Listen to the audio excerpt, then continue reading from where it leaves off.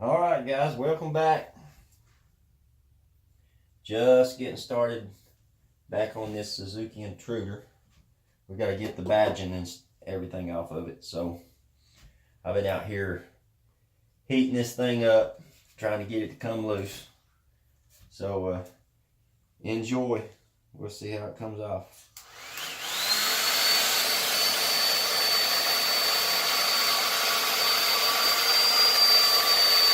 The harder you get it, the easier it'll be to come off of it.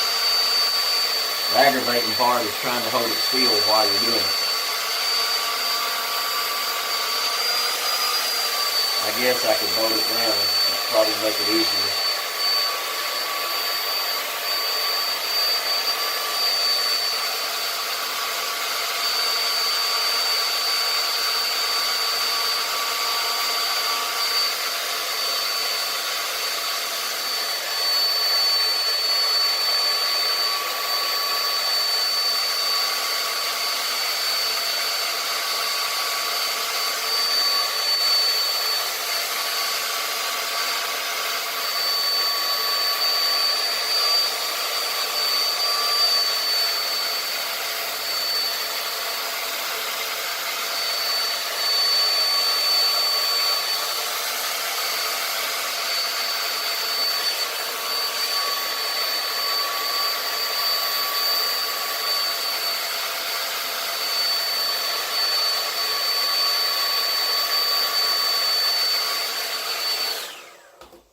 See where we're at. And all I'm using is weed eater wire.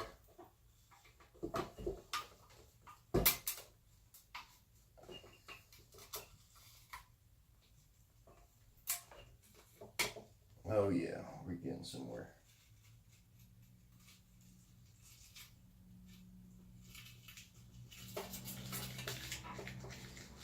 Yes, sir. That'll work. Alright, one badge off.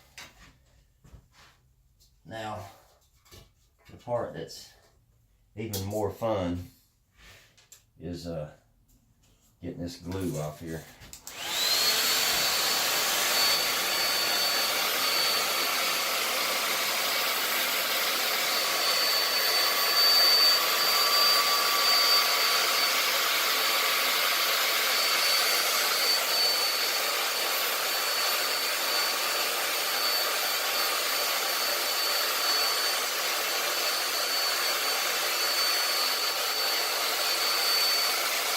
I really want to get this off without hurting the paint and causing myself more work.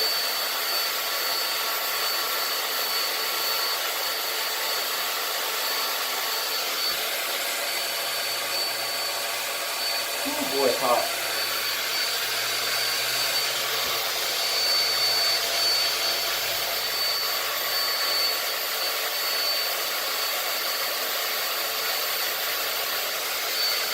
If you saw the video before this,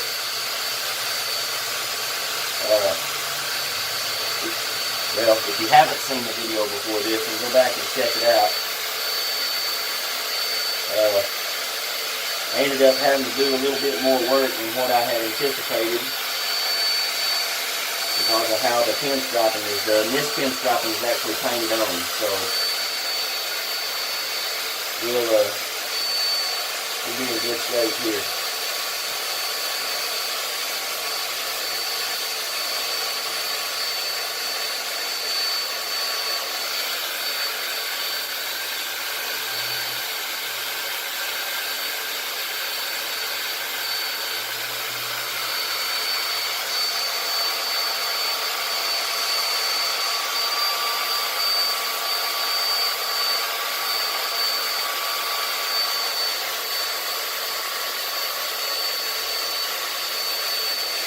The hotter you can get it, the better. If you can stand the heat, you get more of it off along with the residue if you're leaving as much residue behind. We can get the residue off, but it's always nice if you can get most of it to come off majority one piece.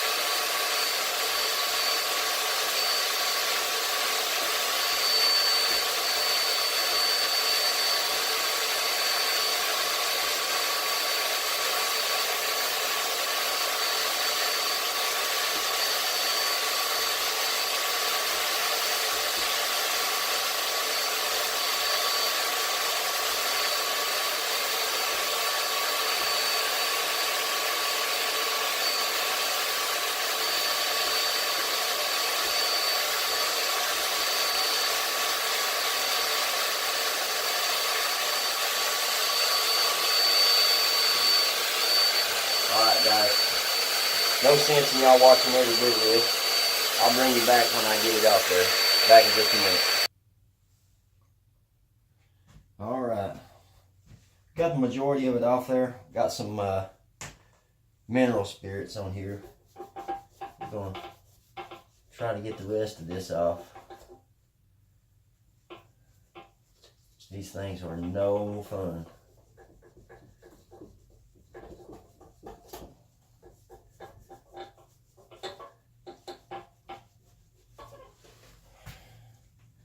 This too is going to take a while.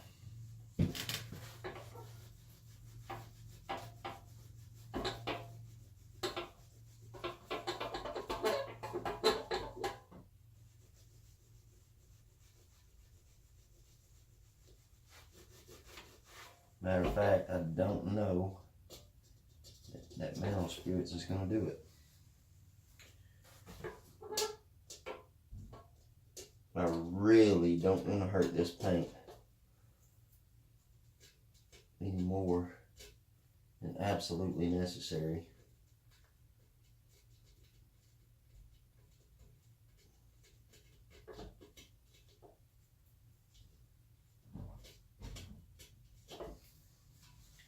Tell you what I think the mineral spirits is doing.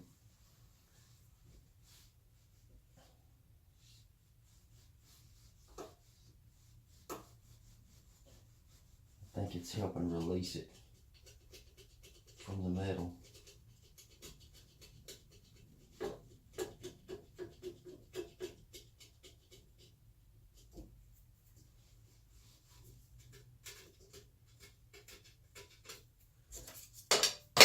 You saw that, didn't you?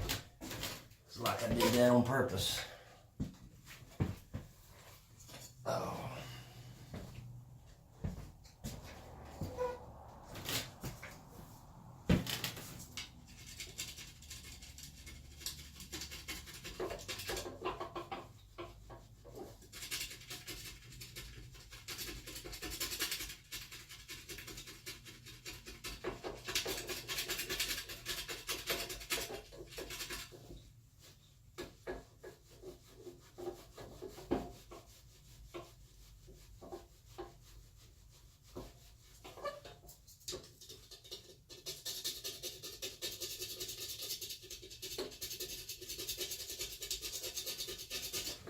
Maybe I finally found the right tool for the job.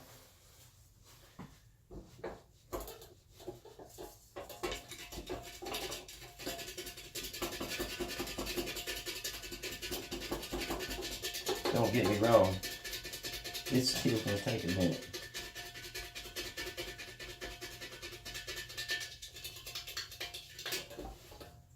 But I do see progress.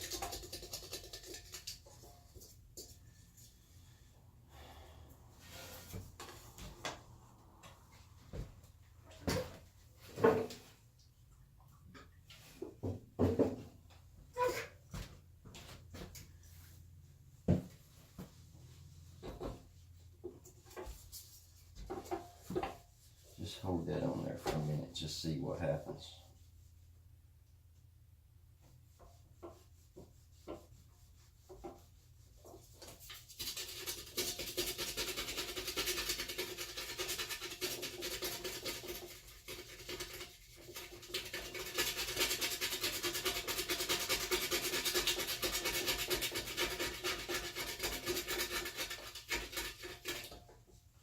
Well, it sounds rough as a cob, don't it, guys?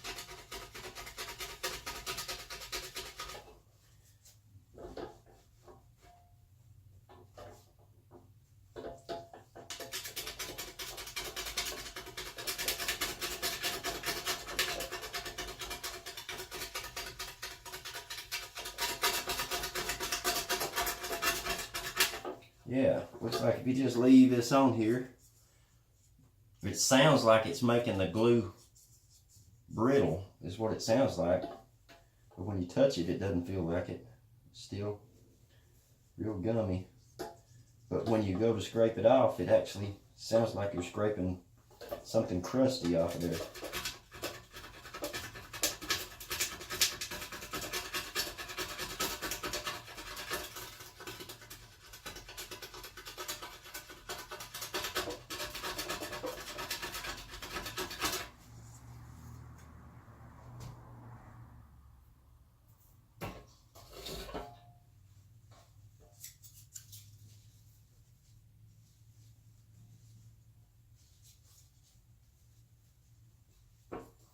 Alright guys, bring it back when it's done.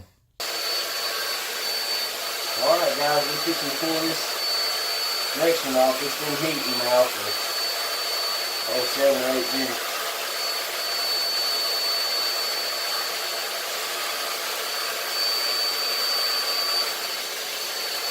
Yeah, it's good and hot.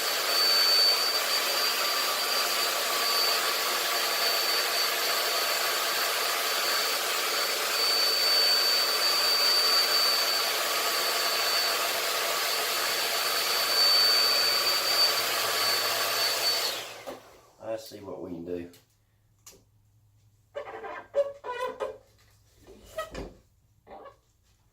Oh yeah.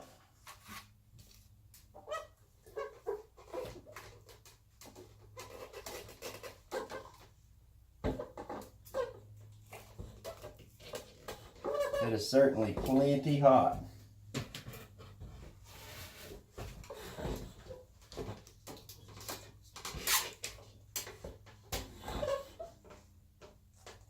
Ooh, hot on my knuckle.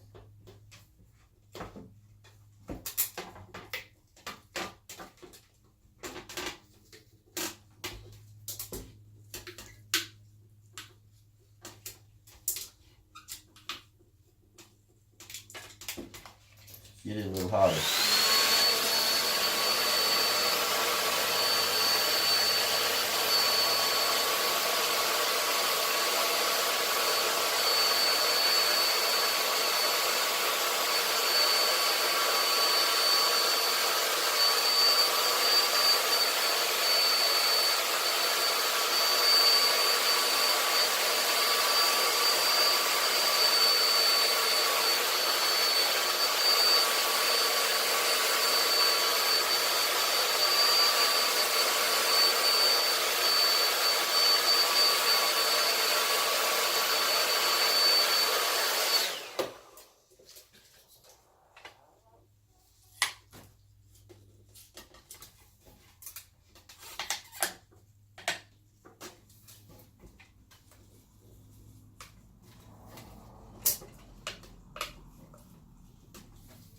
think somewhere.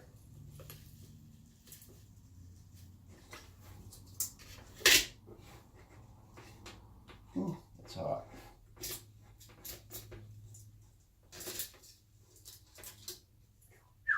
Hot, hot, hot.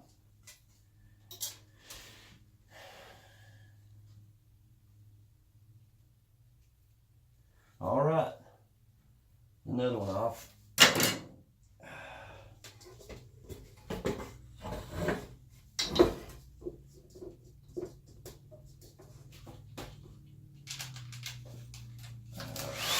Get her hot.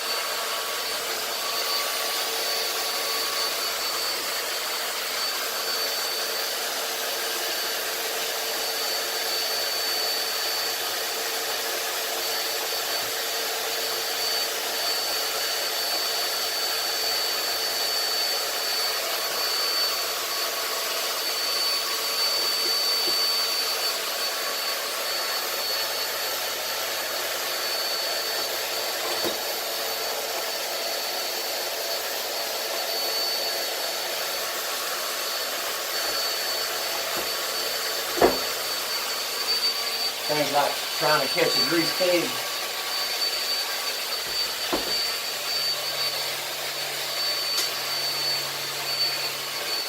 A hot grease pig.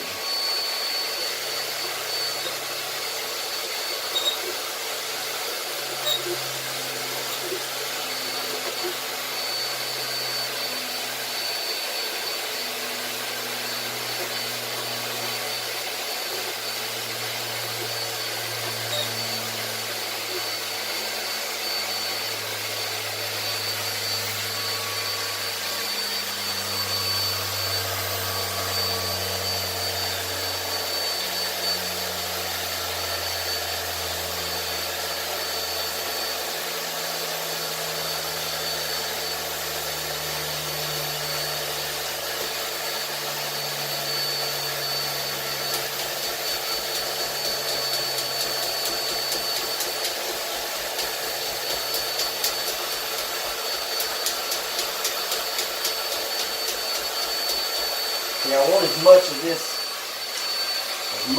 to come off in one piece as possible, because that residue that leaves behind, and the more residue you leave behind, the harder it is to get it off.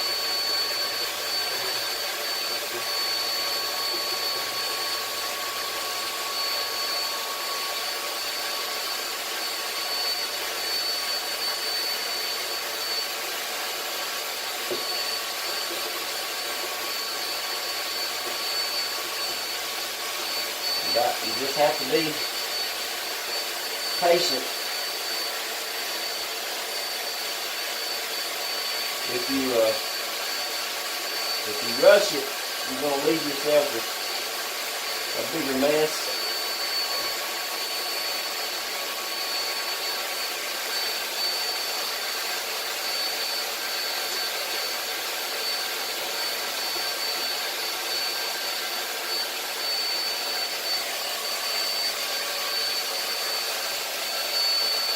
Yes, there is an easier way to do this. They have what's called a rubber wheel you put on a drill, and the rubber sort of pulls it off. I just can't find one.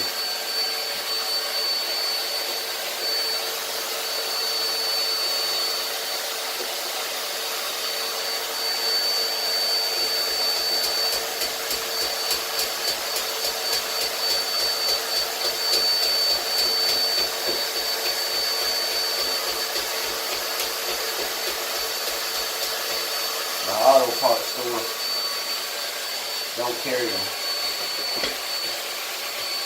I'll bring you back when this one's off. Alright guys, we got the emblem and the glue off. So I'm heating up one last protective film to get it off. This little protective film right here. So we got it good and hot. We want all that glue to come off with it.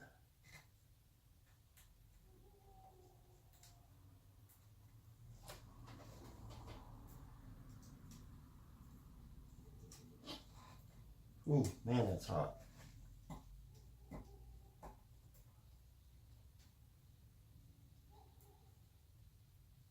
The hotter the better. Alright, we got her going our way now. I guess y'all can see that. It's just I'll have to look at the pictures to see exactly what it's protecting, other than the obvious. What else is around it that this end would need to be protected. I guess maybe I guess it's there so maybe your pants don't rub on the paint for long enough that it finally starts wearing thin, maybe.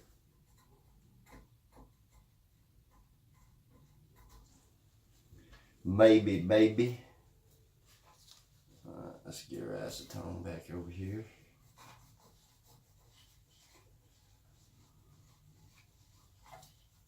If the customer wants these back on here, he is free to put them back on there. I'm not going to put them back on. I'm just a painter. But when he puts his bike back together, he might realize, obviously better than I would be able to, that they do or do not need to be on there. That is completely up to him. But we can't paint over it. That is a big no-no. Big no-no. All right, stick this out of the way. All right, we got our glue, we got our emblem, we have our protective film and glue off. Now we need to take this bushing out, which all you do is, if you can see, it's got a metal anti-crush sleeve inside that rubber mountain boot. Push that out just like that, and then you'll be able to fold your bushing up and get it out and put it back together and put it in your pocket so you don't lose it. Let's go get this other one.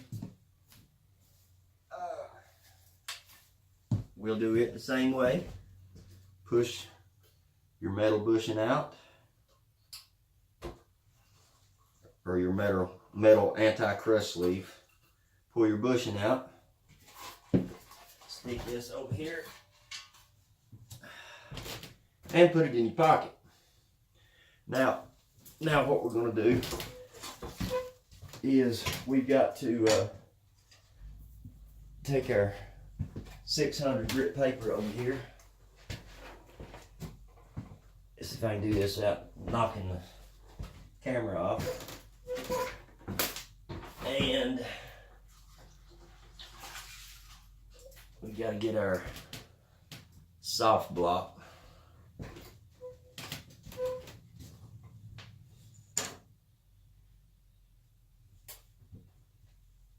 Which is right here.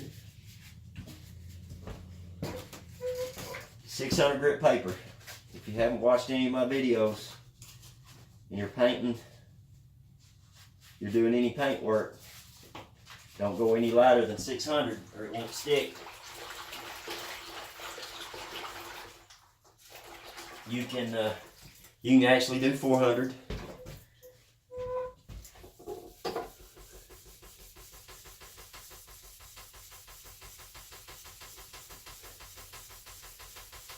this might take a little bit of time.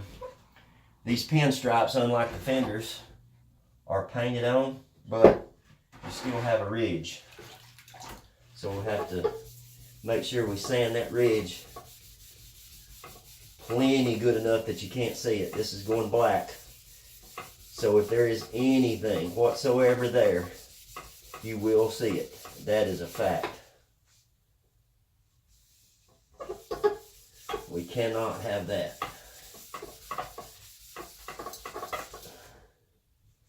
It's got a little scratch in it. I'm gonna have to. Oh yeah. Oh yeah. Got it. Now the key here is do not sand through it.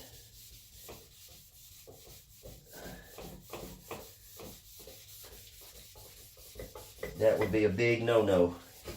It would cause us more work. All you want to do is scuff up the finish. I'm having to sand, like I said, I'm having to sand these lines a little more because you can feel them. And we can't have that.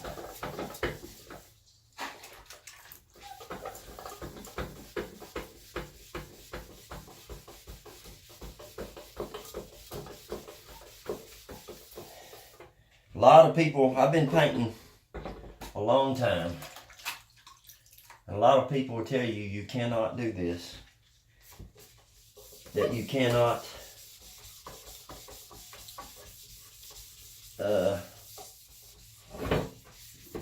sand a finish and go right back over it with base. And I am here to tell you, yes you can.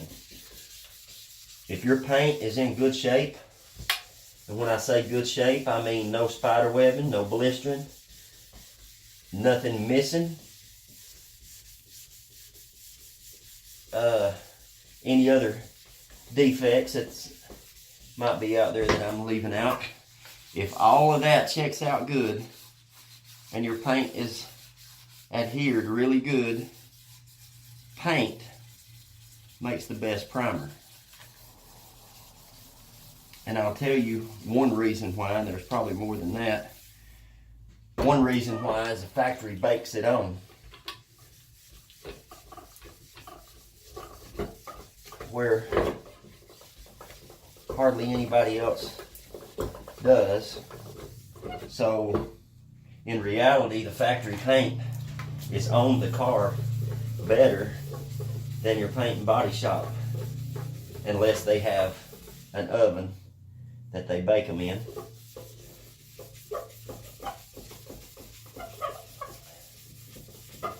So to anybody that says you can't do this, I'm here to tell you I've got 100+ paint jobs out there that say yes you can.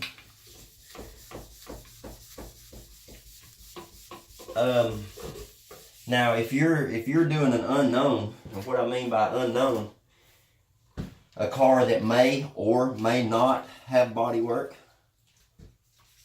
or a motorcycle for that matter, that's dented and had some body work done to it,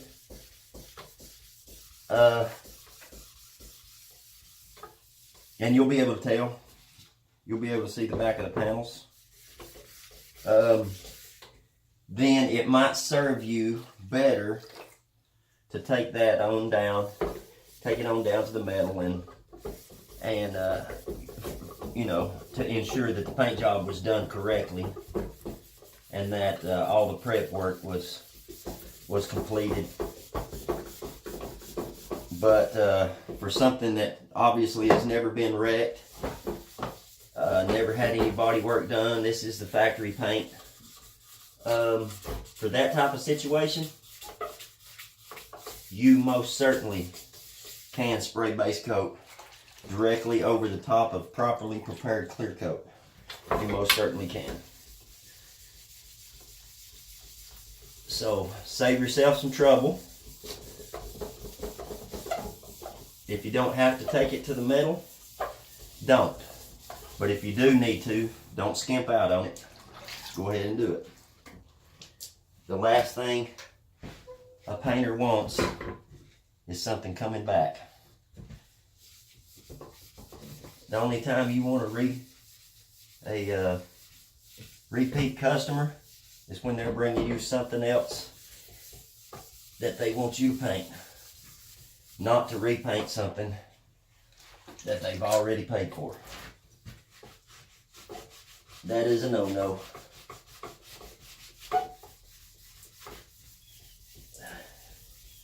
So I try to go above and beyond on my prep work to make sure out of everything that a painter needs to worry about when he's painting, surface preparation is not one of them. The surface will be ready for paint.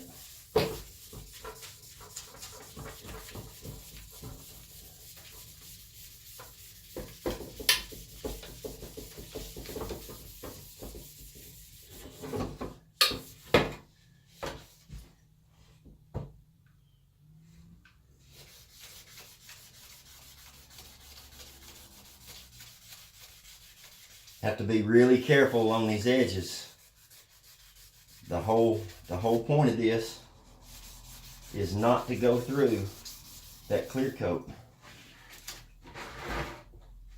If you, I say clear coat, I really don't want to go through the clear coat either, but if you were to go through the clear coat and get into the base coat, all is not lost. Just if you don't have to, don't. Alright, got to be very careful. This thing has a rubber lip that goes all the way around it, sort of like weather stripping. And I'm assuming it's to stop metal to metal contact. And they glued it on. So I'm going to have to be, you can see it. I don't really know how well the light is. You can see it right here.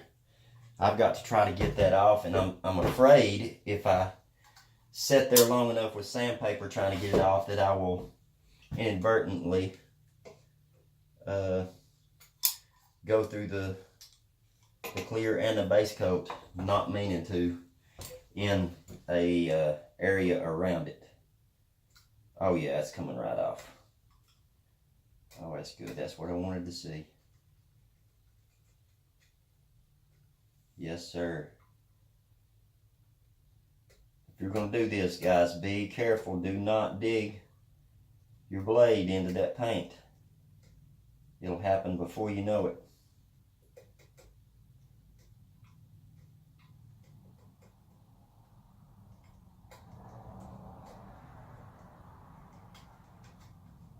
Oh, yeah. Yep, that came right off. I guess that's the good part about that type of glue that they used. It's when it dries really hard and brittle. So it flaked right off.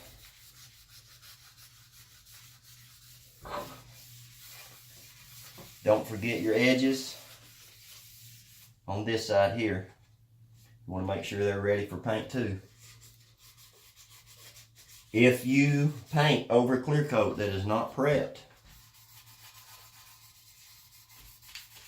it will last for a little while, and then it will start peeling, and that's a fact. So everything that you're going to paint in clear coat, you need to make sure it's prepped and ready for that paint and clear coat, because it will look good.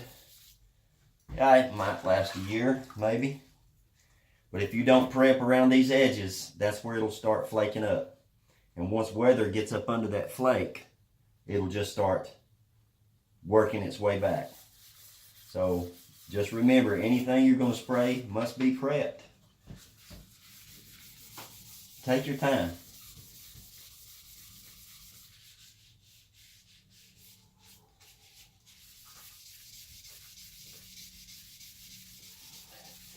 my dad used to tell me, if it's worth doing, it's worth doing right. If you ain't gonna do it right, don't fool with it. And that is a very true statement. Now, what we're gonna do, we're gonna dry this thing off, and we're gonna look for shiny spots. Shiny spots will tell me that it hasn't been sanded enough.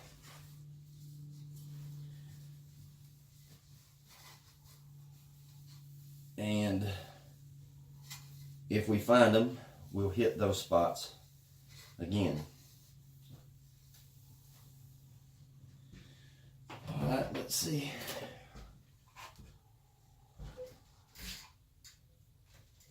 All right, let's let the sun dry it for a minute, and we'll take a look at it, and I'll bring you back. All right, guys, upon further inspection, I know that y'all can't see it, but there's a line in this panel that goes from here all the way to about right here and stops. You can feel it and you can see it. And I believe what that is, I believe that's a tooling mark from where this panel was stamped out. I'm going to hit it a little bit more with some sandpaper, not only because I can feel it, but I can see it. I have a shiny clear coat line where there's a dip in this panel. Just maybe it might be a 1/16 of an inch wide, but I'm going to see if I can get to the bottom of it and get it to go away. If not, I think as many coats of clear coat as this is going to have, I think I'll be able to wet sand it out. Anytime you're wet sanding factory clear coat, you know, without the right diagnostic tools, you don't really know how much clear coat's on there. But when I spray them, I know exactly how much clear coat is on there, and I know how much I can cut without going through it. I'm hoping that this gets rid of it. You know, obviously I don't want that showing through my paint. I'm pretty sure I can wet sand it out, if not here, in the later stages. But I would rather get rid of it now, and it's not even an issue.